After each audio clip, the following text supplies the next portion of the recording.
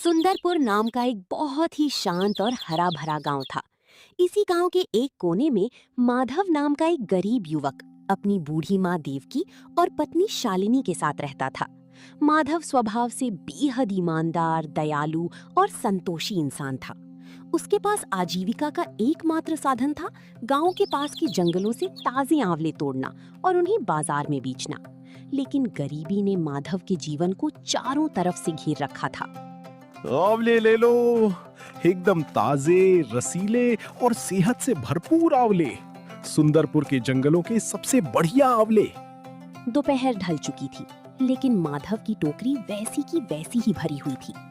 तभी शहर से आया एक अमीर व्यापारी माधव की दुकान के पास रुकता है। वो आंवले को उलट पुलट कर देखता है। अरे भाई आंवले वाले, जरा बताना ये आंवले कैसे दिए? दिखने में तो ठीक ठाक ही लग रहे हैं। बाबूजी, बिल्कुल आज सुबह ही पेड़ से तोड़े हैं, एकदम अमृत जैसे हैं। सिर्फ 60 रुपए किलो है। क्या 60 रुपए किलो? अरे भाई, तुम आंवले बेच रहे हो या सोने के टुकड़े? इतने महंगे आंवले? क्या इसमें कोई हीरा जवाहरात जड़ा हुआ है जो इतना भाव खा रहे हो? नहीं बाबूजी, ऐसी बात नहीं है। ये पूरी तरह से प्राकृतिक है और आजकल सूबे में आंवलों की आवक बहुत कम हो गई है। जंगल में दूर दूर तक भटकना पड़ता है, तब जाकर एक टोकरी हाथ लगती है। मेहनत का दाम है बाबूजी। मुझे ये फालतू की कहानियां मत सुनाओ। अगर 25 रुपए किलो देना है तो बोलो, वरना मैं आगे बढ़ूं। वैसे भी आज के जमाने में आंवलों की कद्र किसे है? बाबूजी, 25 रुपए में तो मेरी लागत और दिन भर की मेहनत भी नहीं निकलेगी। कृपया इतना कम दाम मत लगाइए। तो रखे रहो अपने पास इन आंवलों को। जब सड़ जाएंगे तब अकल ठिकाने आएगी।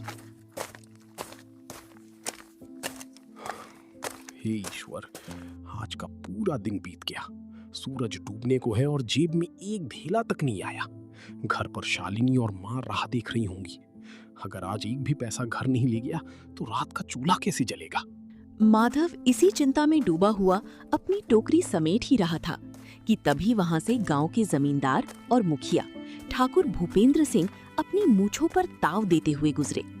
ठाकुर स्वभाव से बेहद लालची और मतलबी इंसान थे। वो हमेशा इस ताक में रहते थे कि कैसे दूसरों की मजबूरी का फायदा उठाया जाए। क्यों माधव, आज चेहरा इतना उतरा हुआ क्यों है? राम राम, क्या बात है? आज धंधा मंदा रहा क्या? प्रणाम ठाकुर साहब। हाँ, आज का दिन बहुत खराब रहा। सुबह से एक भी ग्राहक ने ढंग से बात नहीं की। एक व्यापारी आया भी तो वो कौड़ियों के दाम मांग रहा था। ठाकुर भूपेंद्र सिंह ने जब देखा कि माधव की टोकरी पूरी भरी हुई है और आंवले वाकई बहुत बड़े और रसीले हैं, तो उनके मन में लालच जाग गया। उन्होंने सोचा कि क्यों ना इस गरीब की मजबूरी का फायदा उठाकर सस्ते में सारे आंवले ऐंठ लिए जाएं। अरे अरे, बड़ा बुरा हुआ। वो व्यापारी बिल्कुल मूर्ख था। खैर, तुम चिंता मत करो माधव, मैं तुम्हारे गांव का मुखिया हूँ। मेरा फर्ज है कि अपने गांव के लोगों का ध्यान रखूं। ऐसा करो, ये सारे आंवले मुझे दे दो। सच में ठाकुर साहब, आप मेरी पूरी टोकरी खरीद लेंगे? हाँ हाँ, क्यों नहीं। लेकिन देखो माधव, मेरी भी कुछ सीमाएं हैं। मैं तुम्हें 60 रुपए तो नहीं दे पाऊंगा। ऐसा करो, 33 रुपए किलो के हिसाब से मुझे ये पूरे 8 किलो आंवले तौल दो। 33 रुपए तो बहुत कम है, लेकिन अगर मैं मना कर दूंगा तो ये आंवले कल तक सड़ जाएंगे। खाली हाथ घर जाने से तो बेहतर है कि जो मिल रहा है उसी को भगवान का आशीर्वाद समझकर रख लूं। ठीक है ठाकुर साहब, जैसी आपकी इच्छा, मैं अभी तौल देता हूं। माधव ने सारे आंवले ठाकुर साहब की बोरी में पलट दिए। ठाकुर ने मुस्कुराते हुए पैसे माधव के हाथ पर रखे और वहां से चल दिए। रास्ते में ठाकुर मन ही मन हंस रहे थे। कितने मूर्ख होते हैं ये गरीब लोग। इनसे बस 2 मीठे बोल बोल दो, थोड़ा सा झूठा बड़प्पन दिखा दो और ये अपना सब कुछ न्योछावर करने को तैयार हो जाते हैं। अब इन आंवलों को मैं शहर की बड़ी मंडी में 80 रुपए किलो के भाव बेचूंगा। इसे कहते हैं असली व्यापार। उधर माधव ठाकुर से मिले पैसों को संभालकर जल्दी जल्दी कदमों से अपने घर की ओर बढ़ा। उसने रास्ते में थोड़ा सा आटा और नमक खरीदा। जब वो घर पहुंचा तो घर का माहौल बदला हुआ था। शालिनी, देखो, मैं आज जल्दी आ गया। ठाकुर साहब ने हमारे सारे आंवले। माधव की बात पूरी भी नहीं हुई थी कि उसने देखा कि शालिनी की आंखों में आंसू थे। और वो बहुत घबराई हुई थी। क्या हुआ शालिनी? तुम रो क्यों रही हो? माँ कहाँ है? अजी, अच्छा हुआ आप आ गए। दोपहर से माँ की तबीयत अचानक बहुत खराब हो गई है। उनका पूरा शरीर तवे की तरह तप रहा है। वो होश में भी नहीं है। मुझे तो कुछ समझ नहीं आ रहा कि क्या करूं। माँ, ओ माँ, आंखें खोलो माँ, देखो तुम्हारा माधव आ गया। शालिनी, तुम माँ के सिर पर पानी की पट्टियां रखो, मैं अभी भागकर वैद्यराज जी को लेके आता हूँ। माधव बिना कुछ सोचे समझे घर से बाहर भागा। तभी अचानक आसमान में काले बादल छा गए और मूसलाधार बारिश शुरू हो गई। तेज हवाएं चल रही थीं, बिजली कड़क रही थी, लेकिन माधव के पैरों में जैसे पहिए लग गए थे। वो कीचड़ और पानी की परवाह किए बिना दौड़ता रहा। जैसे तैसे हाँफते हुए माधव वैद्यराज जी के घर पहुंचा। उसने वैद्यराज जी के पैर पकड़ लिए और पूरी बात बताई। माधव की व्याकुलता देखकर वैद्यराज जी अपनी छतरी और दवाइयों का झोला लेकर तुरंत माधव के साथ उसके घर की ओर चल दिए। घर पहुंचकर वैद्यराज जी ने बूढ़ी देवकी की नाड़ी जांची, उनकी आंखें देखीं और गहरी सांस ली। माधव और शालिनी सांस रोके खड़े थे। माधव, तुम्हारी माँ को बहुत ही भयंकर और जहरीला बुखार हुआ है। इस उम्र में इतना तेज बुखार जानलेवा हो सकता है। ऐसा मत कहिए वैद्यराज जी, मेरी माँ के अलावा मेरा इस दुनिया में है ही कौन?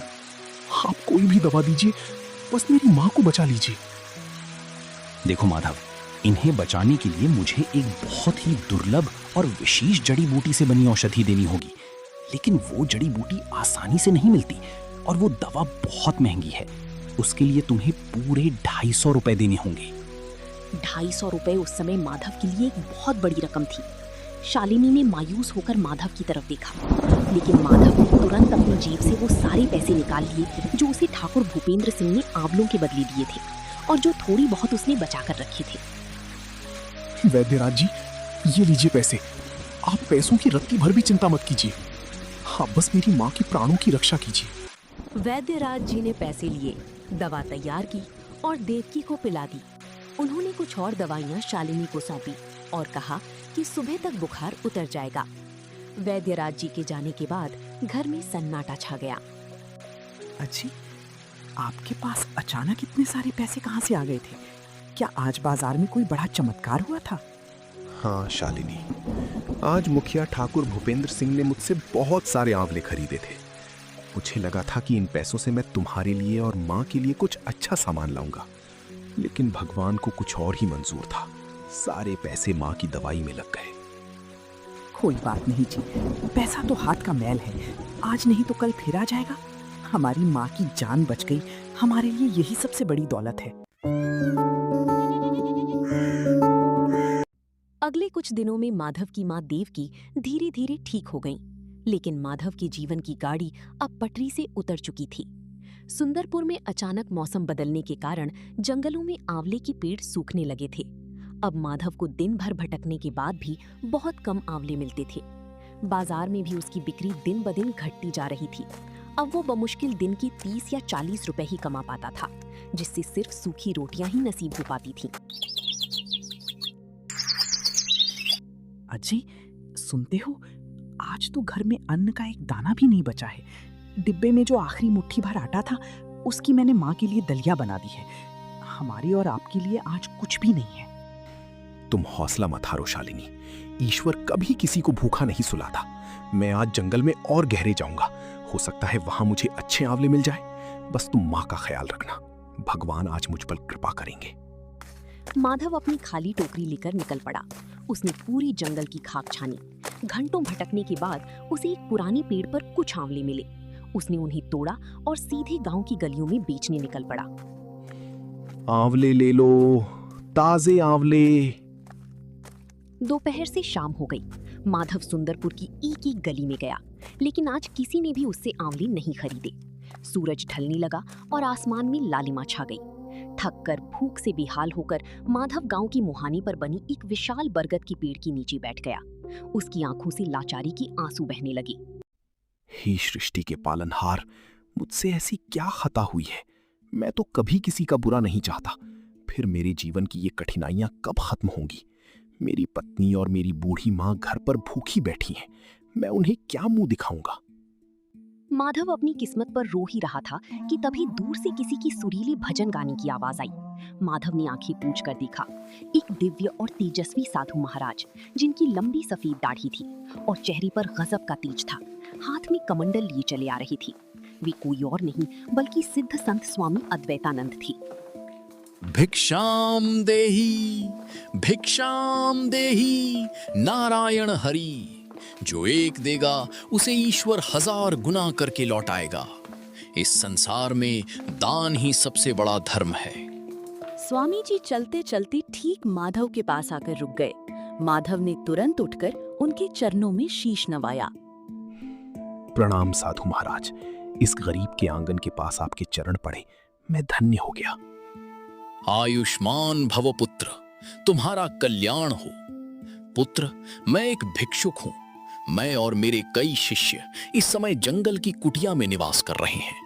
मैं उनके भोजन के प्रबंध के लिए इस गांव में भिक्षा मांग रहा हूं। यदि तुम्हारी इच्छा हो तो अपनी श्रद्धा से इस साधु को कुछ भिक्षा दान करो।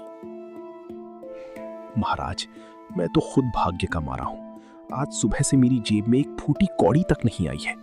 मेरे घर में ना तो अनाज का एक दाना है और ना ही आटा जो मैं आपको भिक्षा में दे सकूं। मेरे पास इस समय आपको देने के लिए कुछ भी नहीं है। मुझे क्षमा कर दे महाराज। पुत्र, तुम्हारी टोकरी में तो ये सुंदर और रसीले आंवले भरे पड़े हैं। क्या तुम मुझे ये आंवले भिक्षा में नहीं दे सकते? स्वामी जी की बात सुनकर माधव एक पल के लिए सोच में पड़ गया। उसके मन में विचारों का बवंडर उठ खड़ा हुआ। अगर मैंने ये आंवले साधु महाराज को दे दिए तो मैं घर क्या लेकर जाऊंगा? लेकिन वैसे भी शाम हो चुकी है, अब इन्हें कोई खरीदने वाला नहीं है। कल तक ये आधे सड़ जाएंगे। घर ले जाकर भी मैं शालिनी और मां को कच्चे आंवले तो नहीं खिला सकता। इससे बेहतर है कि ये आंवले इन महात्मा और इनके शिष्यों के काम आ जाएं। किसी भूखे का पेट भरेगा तो मुझे पुण्य ही मिलेगा। अवश्य साधु महाराज, आप बिल्कुल सही कह रहे हैं। ये आंवले बिल्कुल ताजे हैं। आप इन्हें सहर्ष स्वीकार कीजिए। माधव ने टोकरी आगे बढ़ा दी। स्वामी अद्वैतानंद ने मुस्कुराते हुए अपनी झोली खोली और उसमें से केवल 4-5 आंवले उठाने लगे। ये क्या कर रहे हैं महाराज? आप इतने कम आंवले क्यों ले रहे हैं? आपके तो बहुत से शिष्य हैं। आप ये पूरी की पूरी टोकरी ही रख लीजिए। पुत्र, यदि मैंने तुम्हारे सारे आंवले ले लिए तो तुम बाजार में क्या बेचोगे? तुम अपने परिवार का पेट कैसे पालोगे? महाराज, आप मेरी चिंता मत कीजिए। मेरे पास हाथ पैर हैं। ईश्वर ने चाहा तो मैं कल सुबह फिर से जंगल जाकर नए आंवले तोड़ लाऊंगा। लेकिन इस समय आपको इसकी ज्यादा जरूरत है। कृपया आप मना मत कीजिए। ठीक है पुत्र, तुम्हारी जैसी इच्छा। लेकिन मैं बूढ़ा साधु इतनी बड़ी और भारी टोकरी उठाकर जंगल की कुटिया तक कैसे ले जा पाऊंगा? आप इसकी भी चिंता मत कीजिए महाराज। आप मुझे रास्ता दिखाइए, मैं खुद ये टोकरी आपकी कुटिया तक पहुंचा देता हूं। स्वामी अद्वैतानंद मुस्कुराए और माधव को अपने साथ लेकर घने जंगल की ओर चल दिए। काफी दूर चलने के बाद जंगल के बीचों बीच एक अत्यंत सुंदर और शांत कुटिया आई। वहां चारों तरफ रंग बिरंगी फूल खिले थे। माधव ने आदर पूर्वक आंवले की टोकरी कुटिया की भीतर रख दी। लीजिए महाराज, आपके आंवले सुरक्षित पहुंच गए। अब मुझे आज्ञा दीजिए, रात होने वाली है और मुझे घर लौटना है। रुको पुत्र, तुम इतनी जल्दी नहीं जा सकते। तुमने बिना किसी स्वार्थ के अपनी खुद की भूख की परवाह न करते हुए अपनी पूरी आजीविका इस साधु के चरणों में सौंप दी। तुम्हारी ये निस्वार्थ भावना देखकर मेरा हृदय अत्यंत प्रसन्न हुआ है। मैं तुम्हें खाली हाथ नहीं जाने दे सकता। स्वामी जी अपनी कुटिया के भीतर गए और एक सुंदर चमकती हुई पिंजरे के साथ बाहर आए। उस पिंजरे में एक अद्भुत नीली और सुनहरी पंखों वाली चिड़िया बैठी थी। उसकी आंखें हीरों की तरह चमक रही थीं। पुत्र माधव, यह लो, इसका नाम कल्याणी है। आज से यह चिड़िया तुम्हारी हुई। लेकिन महाराज, मैं इस सुंदर चिड़िया का क्या करूंगा? हमारे घर में तो खुद के खाने के ठिकाने नहीं है। मैं इस बेजुबान पक्षी को क्या खिलाऊंगा? ये आपके पास ही शोभा देती है। पुत्र माधव, ये कोई साधारण चिड़िया नहीं है। ये एक अत्यंत विशेष और चमत्कारी चिड़िया है। ये तुम्हारे भाग्य की सूचक है। जब तक ये चिड़िया तुम्हारे घर में रहेगी और खुश रहेगी, तब तक तुम्हारा भाग्य चमकता रहेगा। तुम्हारी जीवन के सारे दुख, दरिद्रता और कष्ट समाप्त हो जाएंगे। लेकिन एक बात का विशेष ध्यान रखना। कैसी बात महाराज? इस चिड़िया का रहस्य कभी किसी बाहरी व्यक्ति के सामने नहीं आना चाहिए। जिस दिन किसी लालची इंसान को इसके चमत्कारी होने का पता चल गया, उस दिन विपत्ति आ सकती है। जाओ पुत्र, ये तुम्हारी ईमानदारी का पुरस्कार है। माधव ने साधु महाराज के चरण छुए, पिंजरा लिया और घर की ओर चल पड़ा। रात का समय था, चारों तरफ अंधेरा था, लेकिन कल्याणी के पंखों से एक हल्की सी दिव्य रोशनी निकल रही थी, जिससे माधव को रास्ता साफ दिख रहा था। माधव जंगल की रास्ते से गुजर ही रहा था कि अचानक पिंजरे के अंदर से एक बेहद सुरीली और इंसानी आवाज गूंजी। माधव, साधु महाराज की बातों को हमेशा याद रखना। भूलकर भी किसी तीसरे इंसान को यह मत बताना कि मैं कोई जादुई चिड़िया हूँ। मैं तुम्हारी मित्र हूँ और हमेशा तुम्हारा भला चाहूंगी।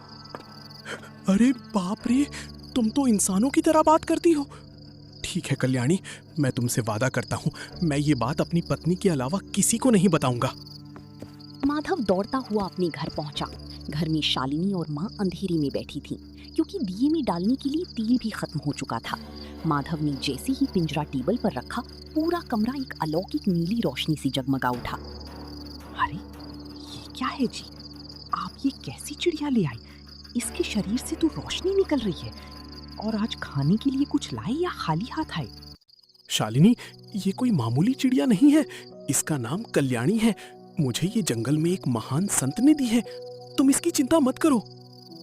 कैसी बातें करते हो जी? हमारे खुद के खाने के लाले पड़े हैं, एक वक्त की रोटी नसीब नहीं हो रही, ऊपर से आप ये एक और जीव ले आए। अब क्या हम इसे दाना खिलाएं या खुद भूखे सो जाएं? शालिनी अभी बड़बड़ा ही रही थी कि तभी अचानक घर के बाहर किसी ने दस्तक दी। माधव भाई, अरे ओ माधव भाई, घर पर हो क्या? अरे सोहन भाई, आप इतनी देर रात को यहाँ कैसे? सोहन गांव का एक हलवाई था। उसके हाथ में एक बहुत बड़ा कपड़े का झोला था, जिसमें से गर्मा गर्म पकवानों की खुशबू आ रही थी। हाँ माधव भाई, दरअसल आज मेरे बेटे का मुंडन संस्कार था। घर पर बहुत सारे वीआईपी मेहमान आने वाले थे, इसलिए मैंने ढेर सारे पकवान, पूरी, कचौड़ी, खीर और हलवा बनवाया था। लेकिन ऐन वक्त पर मेहमानों की गाड़ी खराब हो गई और वे नहीं आ पाए। अब इतना सारा शुद्ध देसी घी का खाना बच गया है। मैंने सोचा कि इसे बर्बाद करने से अच्छा है कि अपने भाई माधव के परिवार को दे आऊं। यह लो भाई, पूरा परिवार पेट भरकर खाओ। सोहन भाई, आपका बहुत बहुत धन्यवाद। आप इस समय हमारे लिए साक्षात भगवान बनकर आए हैं। अरे भाई, इसमें धन्यवाद कैसा? अच्छा चलो, मैं चलता हूं, रात बहुत हो गई है। शालिनी ने जब झोला खोला तो उसमें स्वादिष्ट व्यंजनों की भरमार थी। पूरा घर खुशबू से महक उठा। माधव ने मुस्कुराकर कल्याणी की तरफ देखा। कल्याणी ने धीरे से अपनी गर्दन हिला दी। देखा शालिनी, मैंने कहा था ना कि ईश्वर सबका प्रबंध करता है। तुम खामखा चिंता कर रही थी। जिसके भाग्य का जो होता है उसे मिल ही जाता है। चलो माँ को उठाओ, आज सब मिलकर स्वादिष्ट भोजन करेंगे। उस रात के बाद से माधव का पूरा जीवन ही बदल गया। अगले दिन जब माधव आंवले बेचने बाजार गया तो एक अनोखी घटना घटी। आंवले ले लो, ताजे आंवले। अरे भाई, जरा 5 किलो आंवले तोलना। दाम क्या है? 60 रुपए किलो भाई साहब। ठीक है, ये लो 300 रुपए। मोल भाव करने का समय नहीं है। तुम्हारे आंवले वाकई बहुत दिव्य दिख रहे हैं। देखते ही देखते मात्र आधा घंटे के भीतर माधव की पूरी टोकरी खाली हो गई। उसे एक भी ग्राहक से बहस नहीं करनी पड़ी। जो भी आता चुपचाप मांगे गए दाम देता और आंवले खरीद लेता। माधव की कमाई रोज बढ़ने लगी। अब उसके घर में किसी चीज की कमी नहीं थी। उसने माँ के लिए नए कपड़े खरीदे, शालिनी के लिए गहने बनवाए और अपने टूटे हुए घर की मरम्मत भी करवा ली। लेकिन जहाँ समृद्धि आती है वहाँ जलन भी आ जाती है। बाजार के 2 अन्य फल विक्रेता रामू और शामू माधव की इस अचानक हुई तरक्की से बुरी तरह जलने लगे थे। देख रहे हो शामू, इस माधव के सारे आंवले चुटकियों में बिक जाते हैं। लोग लाइन लगाकर इससे खरीदते हैं। और एक हम हैं, सुबह से मक्खियां मार रहे हैं, हमारा एक फल नहीं बिकता। हाँ भाई, मुझे तो दाल में कुछ काला लगता है। कुछ ही दिन पहले तक ये दाने दाने को मोहताज था, अचानक इसके पास इतने अच्छे आंवले कहां से आने लगे? जरूर ये किसी बड़े जमींदार के बाग से रात के अंधेरे में चोरी करता है। तुम बिल्कुल ठीक कह रहे हो। ऐसे तो ये हमारा धंधा चौपट कर देगा। हमें कुछ करना होगा। चलो सीधे ठाकुर भूपेंद्र सिंह के पास चलते हैं, वही इसका इलाज करेंगे। रामू और शामू तुरंत ठाकुर भूपेंद्र सिंह की हवेली पहुंचे। ठाकुर साहब आराम कुर्सी पर बैठकर हुक्का गुड़गुड़ा रहे थे। आओ रामू, शामू, कैसे आना हुआ? चेहरे पर इतनी हवाइयां क्यों उड़ रही हैं? ठाकुर साहब, गजब हो गया। आपके राज में सुंदरपुर में चोरी डकैती बढ़ गई है और आप यहाँ आराम कर रहे हैं। क्या बकवास कर रहे हो? किसकी मजाल जो मेरे गांव में चोरी करे? ठाकुर साहब, वो जो आंवले वाला माधव है ना, वो बहुत बड़ा चोर निकला। वो हर रात गांव के बड़े बागों से और सरकारी जंगलों से सबसे कीमती आंवले चुराता है और बाजार में महंगे दामों में बेचकर ऐश कर रहा है। हमने उसे खुद अपनी आंखों से देखा है। ठाकुर भूपेंद्र सिंह ने जब ये सुना तो उनकी आंखें गुस्से से लाल हो गईं। हालांकि वे जानती थी कि माधव सीधा है, लेकिन माधव की तरक्की देखकर वे खुद भी उससे चिढ़ती थी। अच्छा, तो वो माधव अब मुझसे भी ज्यादा कमाने लगा है। पिछली बार मैंने उसके आंवले 33 रुपए किलो में खरीदे थे और अब वो ठाठ से घूम रहा है। मुझे इसका सच पता लगाना ही होगा। अगर वो चोरी कर रहा है तो उसका सारा माल मैं हड़प लूंगा। ठीक है, तुम दोनों जाओ। आज रात ही मैं खुद माधव के घर पर छापा मारूंगा और उसे रंगे हाथों पकड़कर ऐसी सजा दूंगा कि उसकी पुश्तें याद रखेंगी। रात की करीब 12 बजी थी। पूरा गांव गहरी नींद में सोया था। ठाकुर भूपेंद्र सिंह चुपके से माधव के घर के आंगन में पहुंचे। वे दीवारों के सहारे रेंगते हुए उस खिड़की के पास जाकर खड़े हो गए जहां से माधव के कमरे का नजारा साफ दिख रहा था। आपको मेरी कसम है, आज आपको मुझे साफ साफ बताना ही होगा। अचानक हमारे दिन कैसे बदल गए? लोग हम पर इतने मेहरबान कैसे हो गए? इस चमकती हुई कल्याणी चिड़िया की आनी और हमारी तरक्की में क्या संबंध है? अरे शालिनी, धीरे बोलो। साधु महाराज ने मना किया है, किसी को इस बारे में पता नहीं चलना चाहिए। मैं आपकी पत्नी हूँ, कोई बाहरी नहीं। बताइए ना जी, मुझे रात को नींद नहीं आती। ठीक है, सुनो। कल्याणी कोई साधारण पक्षी नहीं है, ये एक जादुई और विशेष चिड़िया है। साधु महाराज ने कहा था कि ये हमारे भाग्य की चाबी है। जब तक ये हमारे घर में रहेगी, हमारा भाग्य चमकता रहेगा। सोहन का खाना लाना, आंवलों का तुरंत बिकना, ये सब इसी कल्याणी की कृपा से हो रहा है। खिड़की के बाहर खड़े ठाकुर भूपेंद्र सिंह के कान खड़े हो गए। उनकी आंखें लालच से चमक उठीं। ओहो, तो ये बात है। सारा खेल इस नीली चिड़िया का है। माधव कोई चोर नहीं है, बल्कि उसके हाथ तो कुबेर का खजाना लग गया है। अगर ये चिड़िया मेरी हवेली में आ जाए तो मैं इस पूरे सूबे का सबसे अमीर जमींदार बन जाऊंगा। कल सुबह ही मैं इस चिड़िया को माधव से छीन लूंगा। अगली सुबह ठाकुर भूपेंद्र सिंह अपने 4 लठैतों और रामू शामू को लेकर माधव के घर धमक पड़े। माधव, बाहर निकल चोर कहीं के, तेरी चोरी पकड़ी गई है। माधव, शालिनी और उसकी बूढ़ी माँ डरकर बाहर आए। क्या हुआ ठाकुर साहब? मुझसे क्या खता हुई है? आप सुबह सुबह लठैतों के साथ मेरे घर क्यों आए हैं? ज्यादा सीधा बनने का नाटक मत कर माधव। मुझे सब पता चल गया है कि तू दूसरों के बागों से आंवले चुराता है। रामू और शामू इसके गवाह हैं। तेरी इस चोरी की सजा ये है कि तुझे अभी के अभी पंचायत के कोष में 5,000 रुपए का जुर्माना भरना होगा। 5,000 रुपए? ठाकुर साहब, मेरे पास इतने पैसे कहां हैं? और मैं कसम खाकर कहता हूं, मैंने आज तक किसी की एक सुई तक नहीं चुराई। ये सब झूठ है। अच्छा, पैसे नहीं है तो कोई बात नहीं। जुर्माने के बदले मैं तेरे घर में रखा ये चमकीला पिंजरा और ये चिड़िया अपने साथ ले जा रहा हूं। अब इसी से तेरा हिसाब चुकता होगा। जैसे ही ठाकुर ने पिंजरे को हाथ लगाया, कल्याणी जोर जोर से फड़फड़ाने लगी। छोड़ो मुझे, ओ लालची जमींदार, मुझे हाथ मत लगा। मैं तेरे साथ कभी नहीं जाऊंगी। माधव, मुझे बचाओ। नहीं ठाकुर साहब, आप कल्याणी को नहीं ले जा सकते। ये मेरी चिड़िया है, ये मेरा भाग्य है। आप जो चाहे छीन लीजिए, पर इसे छोड़ दीजिए। हटो पीछे। अरे रामू शामू, देखते क्या हो? मारो इस साले को। बहुत बड़ा अमीर बन रहा था ना ये, आज इसकी सारी हेकड़ी निकाल दो। नहीं, मेरे पति को छोड़ दो, इन्होंने कुछ नहीं किया है। ठाकुर साहब, आपको भगवान का खौफ नहीं है क्या? एक गरीब पर इतना अत्याचार मत करो।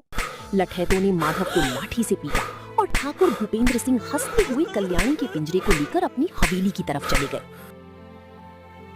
कल्याणी के जाते ही माधव का घर एक बार फिर अंधकार में डूब गया।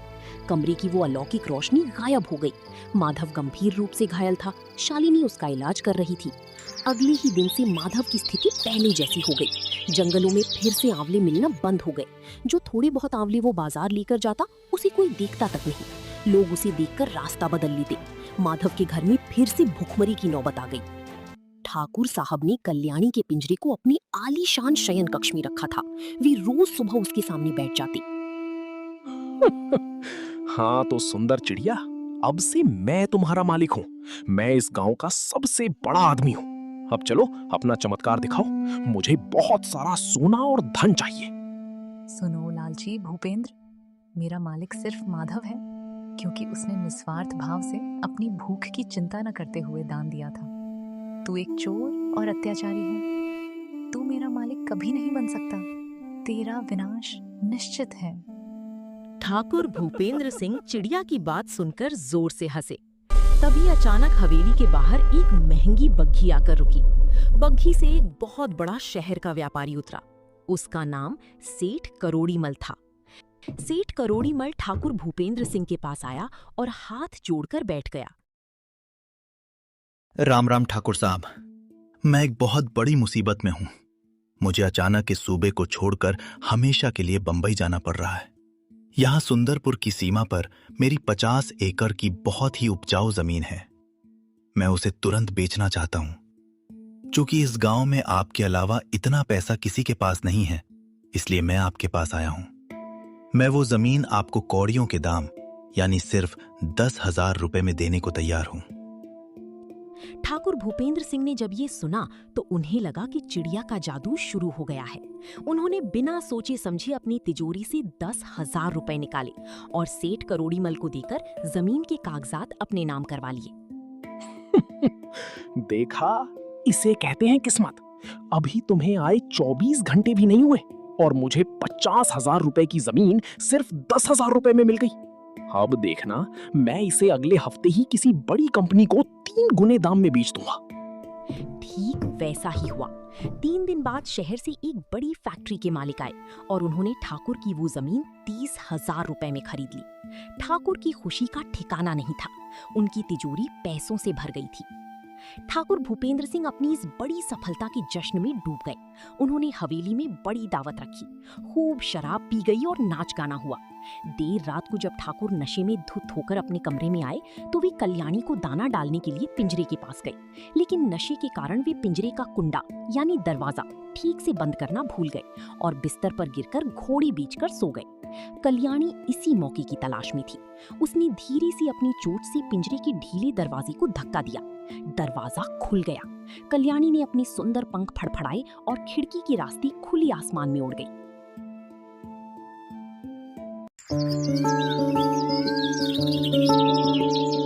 सुबह जब ठाकुर भूपेंद्र सिंह की आंख खुली तो उन्होंने सबसे पहले पिंजरे की तरफ देखा। पिंजरा खाली था। ठाकुर की होश उड़ गई। उनके सिर से नशा हिरण हो गया। अरे ये क्या? चिड़िया कहाँ गई? ओए रामू, ओए श्यामू, दौड़ो, वो जादुई चिड़िया उड़ गई। उसे ढूंढो वरना मैं बर्बाद हो जाऊंगा। ठाकुर भूपेंद्र सिंह अभी अपने लठैतों को डांट ही रही थी कि तभी हवेली के मुख्य दरवाजे से पुलिस के कुछ बड़े अधिकारी और वही सेठ करोड़ीमल अंदर घुसे। लेकिन इस बार सेठ करोड़ीमल के चेहरे पर कोई लाचारी नहीं थी, बल्कि एक कुटिल मुस्कान थी। अरे करोड़ीमल जी और साथ में पुलिस, ये क्या मामला है? ठाकुर भूपेंद्र सिंह, तुम गिरफ्तार किए जाते हो। इस सेठ करोड़ीमल ने जो जमीन तुम्हें बेची थी वो असल में सरकारी वन विभाग की संरक्षित भूमि थी। सरकारी कागजात में हेर फेर करके इसने तुम्हें धोखा दिया और तुमने वो जमीन आगे जिस कंपनी को बेची उसने तुम्हारे खिलाफ धोखाधड़ी का केस दर्ज कराया है।